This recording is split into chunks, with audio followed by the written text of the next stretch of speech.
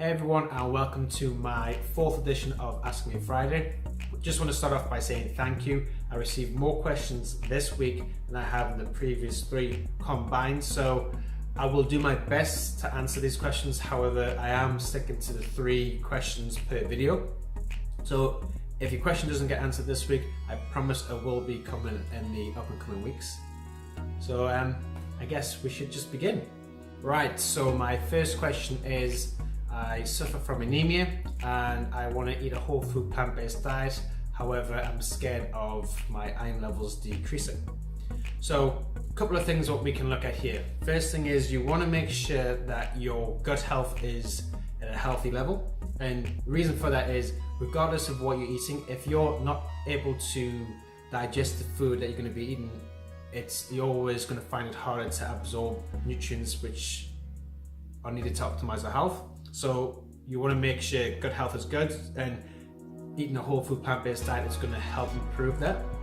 Second thing is you want to be looking at combining foods together. So obviously you want to be eating iron-rich foods. However, you want to be combining them with any vitamin C food. So for example, this could be having some falafel, and you could make a salad dressing which has got some lemon in, or using orange or grapefruit, kiwi fruit. All these foods will have vitamin C, and what that does, it helps the iron from the foods that you're already eating to absorb into the bloodstream a lot easier. I think it's up to 5 times. So that would be my second suggestion. And also trying to include foods like broccoli and tomatoes, because they have the combination already of vitamin C and iron. Another thing I would probably suggest is not having caffeine anywhere near foods which are iron based, because having caffeine affects the ability for the iron to absorb into the blood. So if you're going to be having a coffee, have it well before you're going to be eating meals. If you're having pre-workouts, which tend to be loaded with caffeine nowadays, make sure you wait a while before you eat the iron-rich foods, because that's going to affect your ability to absorb it into the body. And the last thing is you can also use iron skillets. And I'm not making this up, using something like that is going to also help the absorption and the amount of iron getting into the body. And obviously if you can combine it with vitamin C and have good gut health, that should be enough to increase your iron intake and decrease the likelihood of anemia.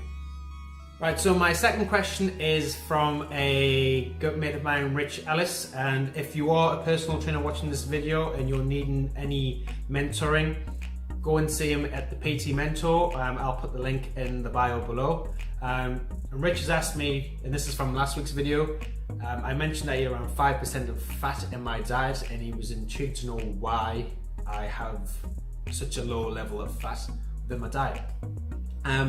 Truth be told, it was because the 2 main books I read, so it was from Colin Campbell and Hall, and reading or watching a lot of Dr. Esselstyn's videos where they were looking to try and combat heart disease. And I mentioned in the previous video as well that my family history is of heart disease and diabetes, so I wanted to make sure that I could decrease the chances of getting any sort of heart disease. So I just stuck to that, and I've continued to do so. And I mentioned, since following that protocol, within 12 weeks I was able to drastically decrease my cholesterol and my LDL levels, which is bad cholesterol, and maintain that for a year. And it was, just to do that in that short amount of time was amazing, and I've just kind of stuck to that. However, I might look to increase my fats, because currently I'm eating around 5% of my diet for fat. And how I check it is I use a website called Chronometer, and that just basically type in the information and it lets you know kind of percentages of the foods that you're eating.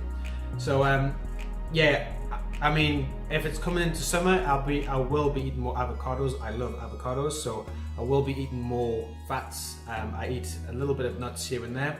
However, I will say this, I do not use oil. The reason for that is, to me, it's processed food. I would rather get the whole sauce. So if I'm going to have avocado, I'd rather eat the avocado instead of getting avocado oil, because I'm getting other nutrients.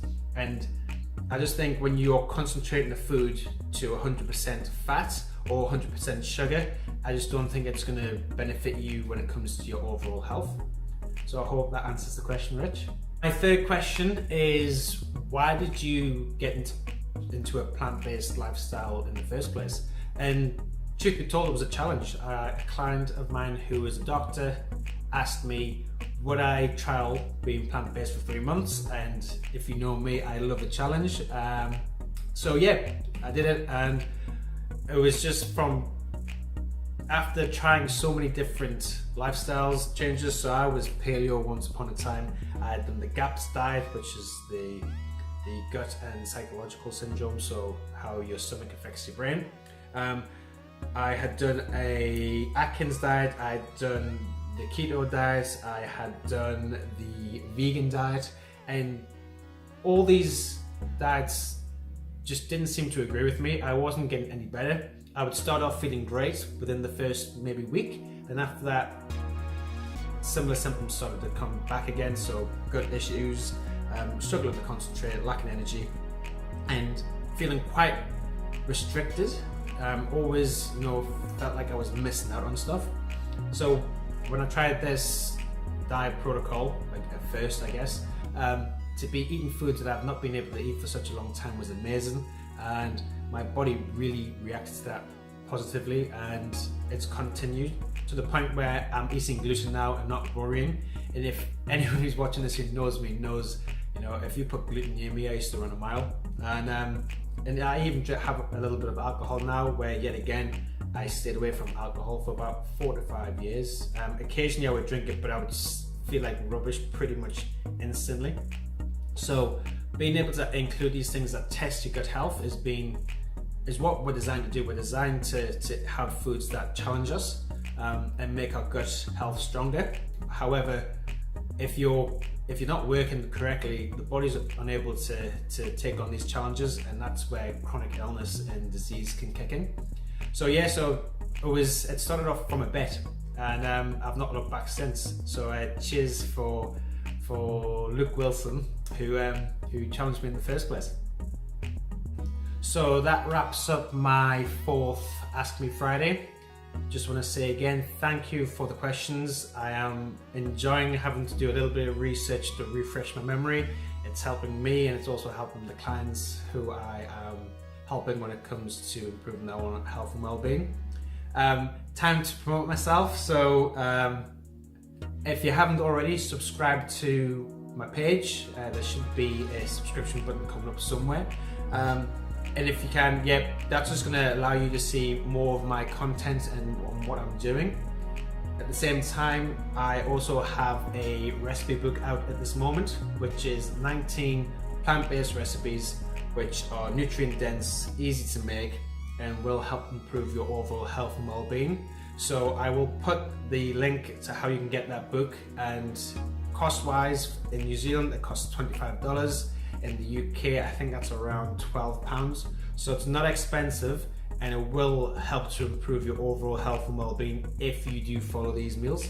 Another thing is I will be doing a video about what I eat in a day. I've been requested by quite a few people, so I'm going to do that alongside with the nutrient breakdown. So you're going to be able to see what nutrients and how many calories and all that stuff which people are quite interested about.